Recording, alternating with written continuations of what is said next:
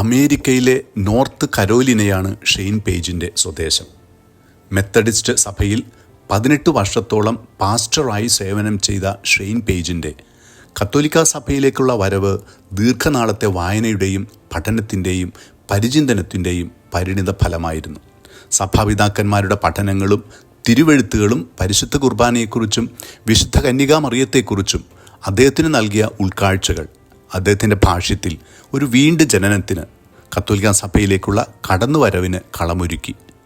ഒരു വിശ്വാസിക്കും പരിശുദ്ധ മറിയത്തെ വേണ്ടവണ്ണം വണങ്ങാനാവില്ല എന്ന പ്രൊട്ടസ്റ്റൻ്റ് നേതാവ് മാർട്ടിൻ ലൂഥറിൻ്റെ വാക്കുകളും, ക്രിസ്തുവിനെ സ്നേഹിക്കുന്നവർക്ക് പരിശുദ്ധ മറിയത്തെ സ്നേഹിക്കാതിരിക്കാനാകില്ല എന്ന മറ്റൊരു പ്രൊട്ടസ്റ്റൻ്റ് നേതാവായ സ്വിംഗ്ലിയുടെ വാക്കുകളും ഈ യാത്രയിൽ അദ്ദേഹത്തിന് കൂടുതൽ ഊർജം നൽകി.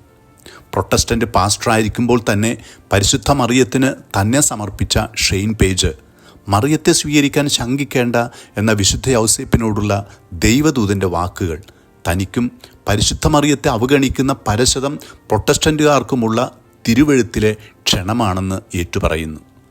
ഞാൻ നിങ്ങളെ അനാഥരായി വിടുകയില്ല എന്ന യേശുനാഥൻ്റെ വാക്കുകൾ അക്ഷരാർത്ഥത്തിൽ അന്വർത്ഥമാകുന്നത് കുരിശിൻ ചുവട്ടിൽ അവിടുത്തെ അമ്മയെ നമുക്ക് അമ്മയായി നൽകുമ്പോഴാണ്.